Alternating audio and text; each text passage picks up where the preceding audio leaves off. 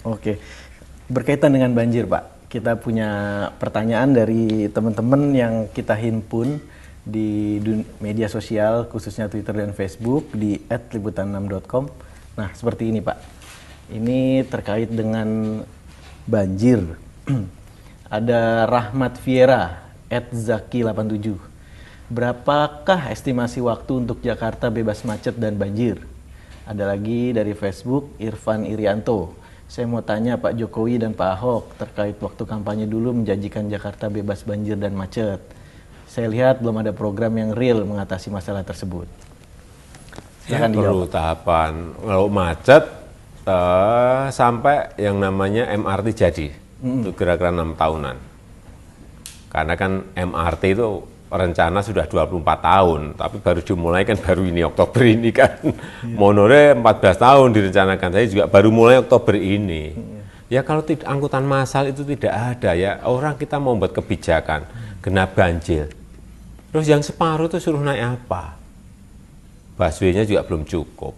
Satu-satunya jalannya itu diselesaikan, sudah dikerjakan, tapi perlu waktu.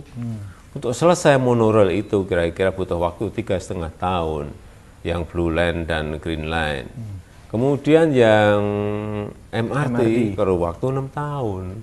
Kalau itu selesai, baru kita bisa berbicara di tempat mana yang harus kita lakukan genap ganjil, di koridor mana yang harus diberlakukan electronic road pricing, di lokasi yang mana, di area yang mana yang kita lakukan pajak parkir yang tinggi untuk menghambat agar masyarakat ini berbondong-bondong naik ke transportasi massal. Tapi transportasi massalnya belum siap.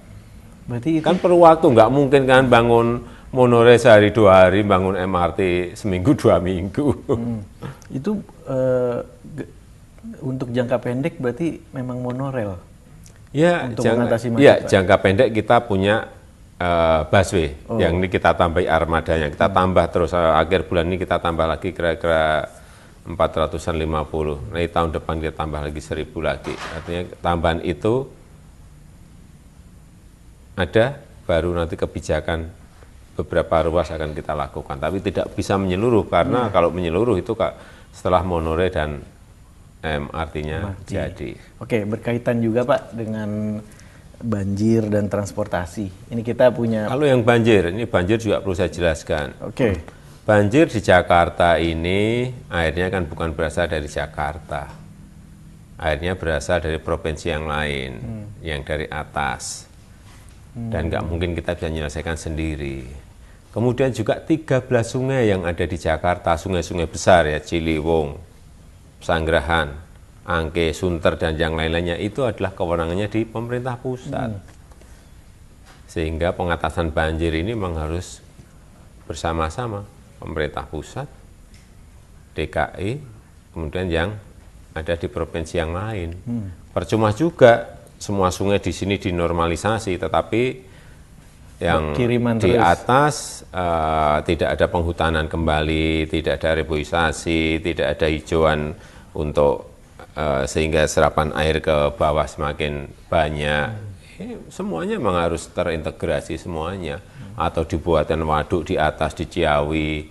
Nggak mungkin Pemda DKI itu melakukan itu, karena bukan wilayah Gubernur DKI. Tapi koordinasinya selama ini sudah terjalin, Pak? Ya, kalau berbicara kita sudah, koordinasi sudah. Tetapi yang paling penting kan ini pelaksanaan kan. Kemauan juga dari koordinasi terus kan, ini sudah harus pelaksanaan lah, kita ini sudah pelaksanaan.